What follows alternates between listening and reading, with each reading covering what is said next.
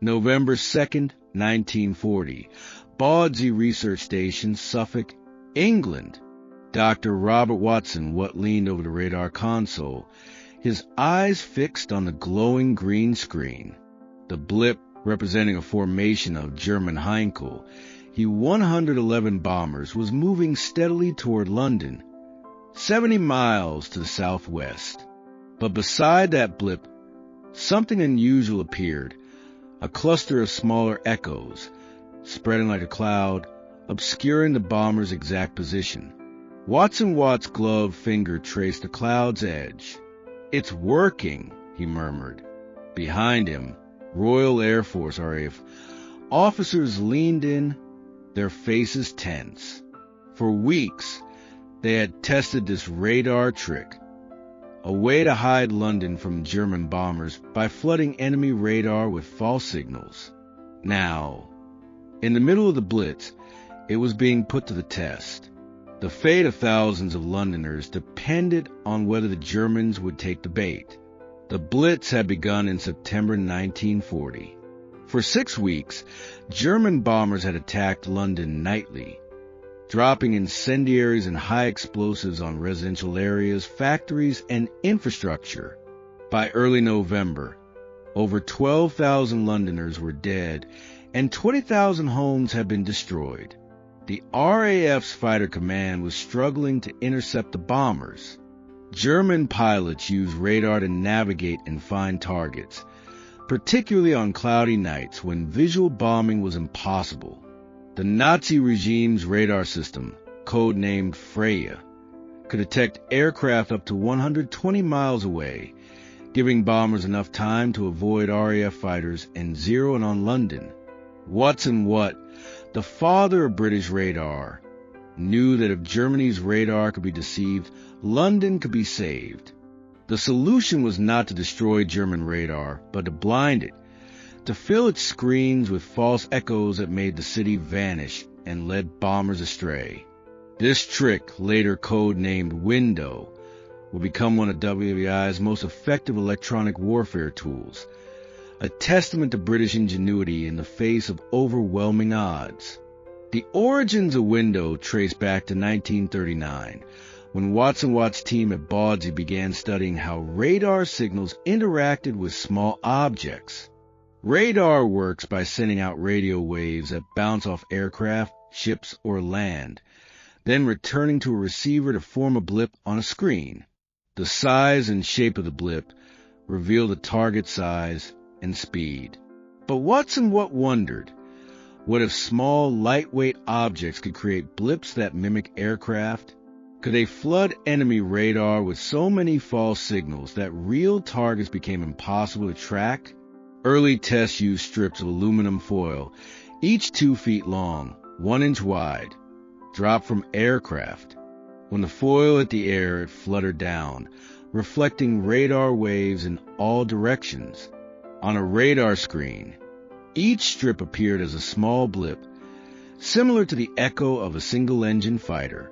A single RAF plane could drop 1,000 strips, creating a cloud of 1,000 false blips that stretched for miles.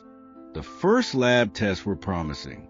In March 1940, Watt's team flew a Wellington bomber over Bawdsey, dropping foil strips while a prototype Freya radar, captured from a downed German U-boat, tracked the aircraft. The Freya screen was immediately flooded with echoes. The operator could not distinguish the bomber from the foil, even when the plane flew directly over the radar station. But the RAF was hesitant to deploy Window. Senior officers feared that if the Germans learned the trick, they would use it against British radar. They also worried that Window might interfere with the RAF's own radar systems, which were critical for guiding Spitfire and Hurricane fighters to intercept bombers. For months, Window was put on hold, confined to Bawdsey's test ranges while the Blitz escalated. By October 1940, the situation had become desperate. German bombers were hitting London with increasing accuracy. On October 15th, A single raid destroyed 300 homes in East London and killed 150 people. The RAF's night fighters, equipped with early airborne radar, were shooting down only 5% of incoming bombers. Watson Watt and his team, including Dr. Joan Curran, a physicist who had joined Bawdsey in 1939, pressed the RAF to approve window. Curran had refined the foil's design. She calculated that strips 2 feet long, matching the wavelength of German Freya radar 1.2 meters, would reflect the strongest signals. She also suggested packing the foil into small canisters that could be dropped from bombers or fighters, ensuring the strips spread evenly. "It's simple, cheap, and effective," she told RAF commanders in an October 25th meeting. "We can produce millions of strips in a week. The Germans won't know what hit them." The RAF finally approved a live test for November 2nd, 1940. The plan was straightforward. A single Wellington bomber would fly from Bawdsey to London, dropping 20,000 foil strips along the way. A team of British agents in the Netherlands, working for MI6, would monitor German radar stations and report back on whether false echoes were detected. At 9:15 p.m., the Wellington took off, its bomb bay modified to hold 100 canisters of foil. Each canister held 200 strips, coated with a thin layer of varnish to prevent them from sticking together. As the plane climbed to 15,000 feet, the pilot, Flight Lieutenant Johnny Johnson, flipped the switch to release the first canister. The foil spilled out, catching the wind and spreading into a cloud 2 miles wide. At Bawdsey, Watson Watt's team watched the RAF's own radar screen. The Wellington's blip was surrounded by a haze of smaller echoes, exactly as predicted, but the real test was in Germany. 2 hours later, a coded message arrived from the MI6 agents. "Freya screens confused. Multiple echoes reported. Bomber formation veering north." The German He-111s, which had been heading straight for central London, had diverted to Coventry, 80 miles northwest. Coventry was a smaller city, with fewer air defenses, but it was not the target. London had vanished from German radar. The test was a success. Watson Watt leaned back in his chair, rubbing his tired eyes. "We bought London some time," he said, but the victory was short-lived. The RAF High Command, fearing German retaliation, ordered window to be used only in emergencies. They worried that if Germany copied window, British radar, critical for defending against invasion, would be rendered useless. For the next 18 months, window was locked away in Bawdsey's archives while the Blitz continued. Londoners endured 57 consecutive nights of bombing in 1941, with over 40,000 more deaths. Watson Watt and Curran argued repeatedly for Window's deployment, but their pleas fell on deaf ears. "We're letting people die for fear of what the Germans might do," Curran told Watson Watt in a heated March 1941 meeting. Watson Watt nodded, but he knew the RAF's concerns were not unfounded. British radar was the backbone of the country's defenses. If it were compromised, the consequences could be catastrophic. The tide turned in early 1942, when Germany began using its own electronic warfare tools against British radar. German bombers started dropping chaff, small metal strips similar to window, on RAF radar stations in Kent, jamming signals and allowing bombers to slip through. The RAF had no choice. If the Germans were already using the trick, there was no reason to hold back window. On February 14, 1942, the Air Ministry officially approved window for widespread use. The task of producing the foil strips fell to Britain's textile mills, which were struggling to meet demand for uniforms and parachutes. Workers were told to cut aluminum foil into 2-foot lengths, using templates to ensure consistency. The foil was sourced from recycled materials, cigarette packets, food wrappers, and even aircraft parts, melted down and rolled into thin sheets. By March, over 100 million strips had been produced, stored in cardboard boxes labeled paper clips to maintain secrecy. The first large-scale use of window came on March 31st, 1942, during a raid on Lübeck, Germany. The RAF's Bomber Command wanted to test window against German radar before using it to protect London. 30 Wellington bombers were modified to carry window canisters, each dropping 5,000 strips as they approached Lübeck. German Freya radar stations reported massive echoes covering the entire Baltic Sea, making it impossible to track the bombers. The raid was a success. Lübeck's historic center was destroyed, and only 2 RAF bombers were shot down. Window has changed the game, Bomber Command's commander, Air Chief Marshal Arthur Harris, wrote in his after-action report. We must use it to protect London immediately. Protecting London required more than just dropping foil strips. Watts team designed a coordinated plan, codenamed Diversion. When German bombers were detected heading for London, RAF fighters would drop window along the bomber's flight path, creating a false London, a cluster of echoes 20 miles north of the city.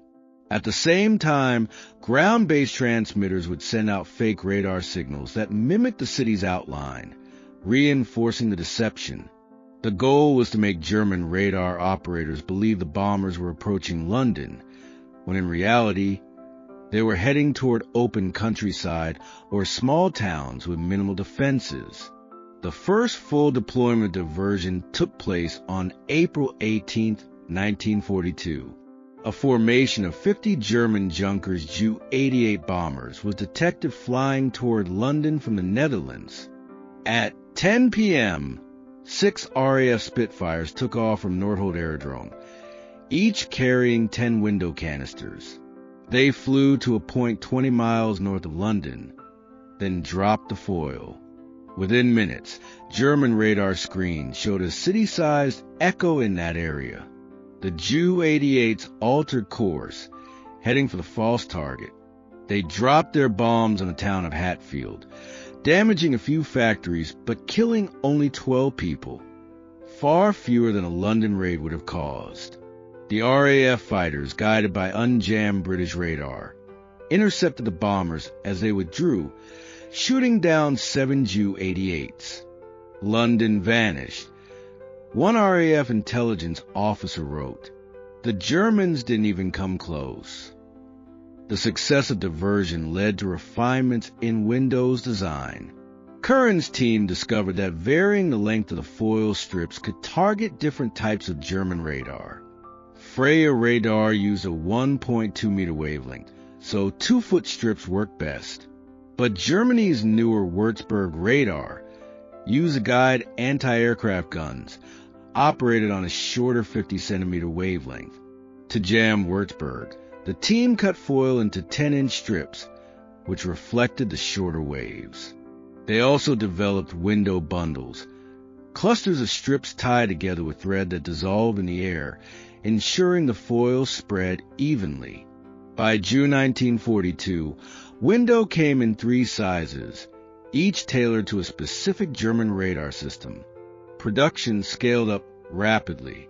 Britain's largest aluminum producer, British Aluminium, dedicated a factory in Scotland to making foil for window, producing 50 million strips per week.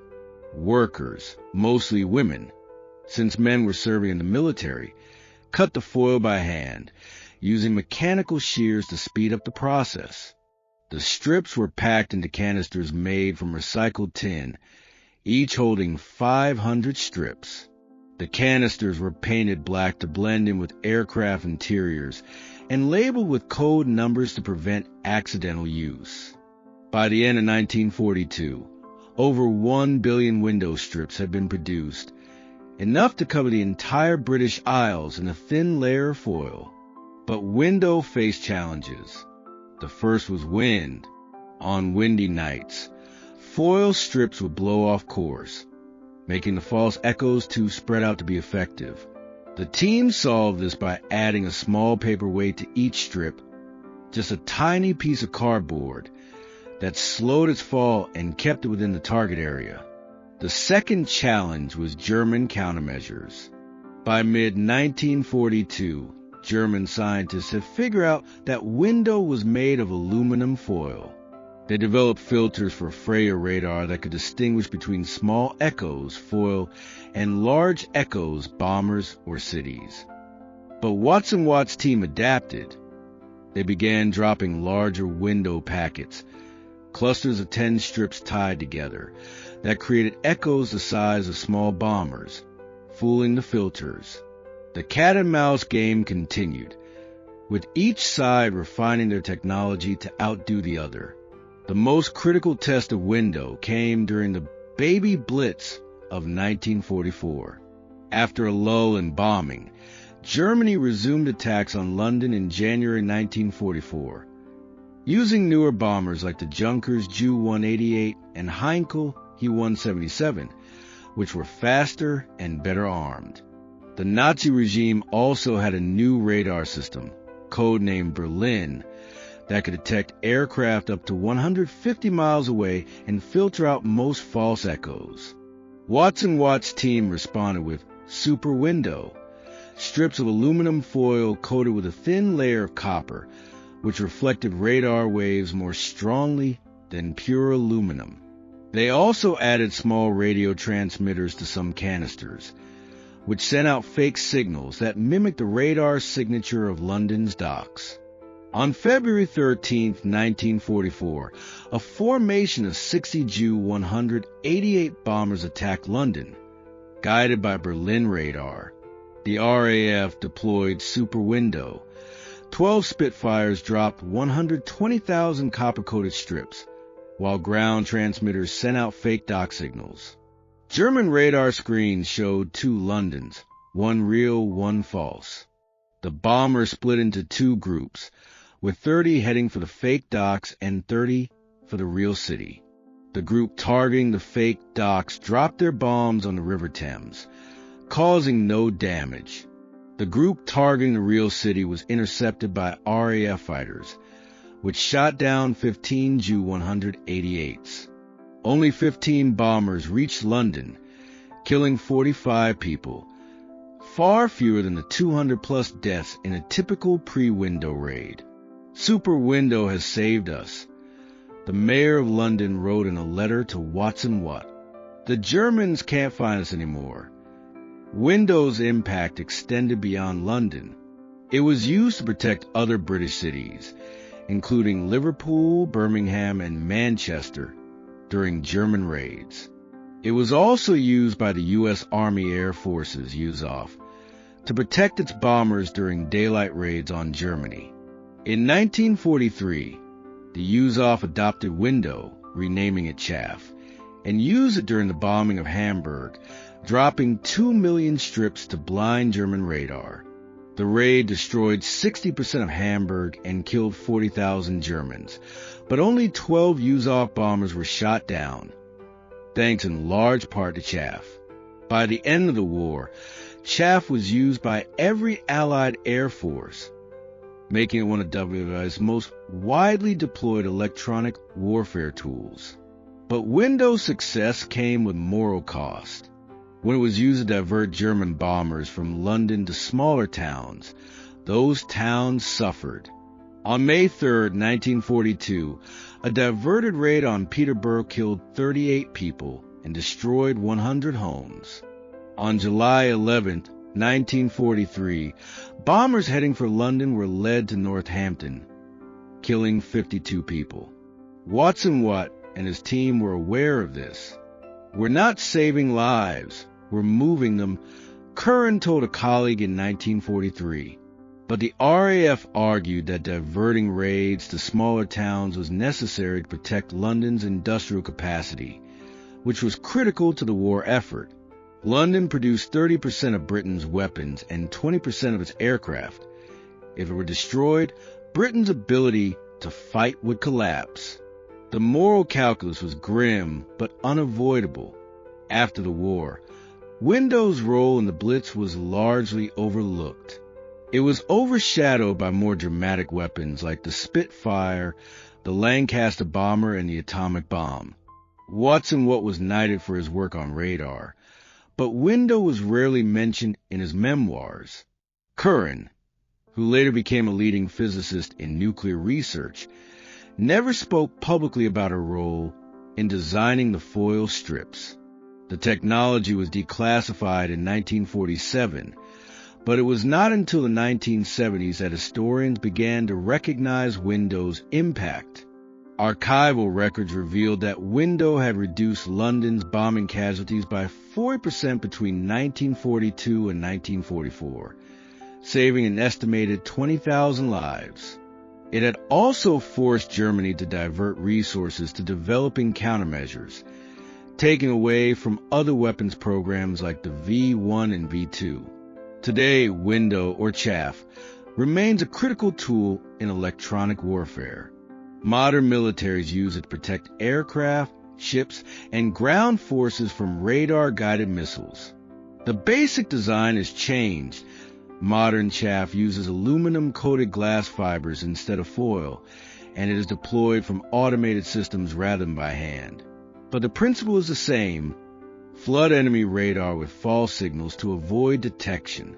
In the 1991 Gulf War, U.S. fighter jets used chaff to evade Iraqi surface-to-air missiles. In the 2003 Iraq War, chaff was used to protect convoys from roadside bombs triggered by radar. Watson Watt and Curran's 1940 trick has evolved into a cornerstone of modern defense. The legacy of Window is also a testament to the role of women in World War II science. Curran was one of dozens of female physicists and engineers who worked on the project, yet their contributions were rarely acknowledged at the time. Women cut the foil strips, calibrated the radar equipment, and analyzed the data, work that was essential to Window's success. After the war, many were forced to leave science to return to traditional roles, their achievements forgotten. In recent years, historians have worked to correct this, highlighting Curran's role in refining Window's design and advocating for its deployment. She was the brains behind the trick. One historian wrote in a 2018 biography of Curran, "Without her, Window might never have worked." November 2nd, 1940, the day of Window's first test, remains a pivotal moment in World War II history. Watson Watt's team did not just create a radar trick. They created a new form of warfare, where brains triumphed over brawn. In a war defined by tanks, bombers, and battleships, Window was a weapon of intellect. A few pounds of foil, a few clever calculations, and a team of scientists willing to think outside the box.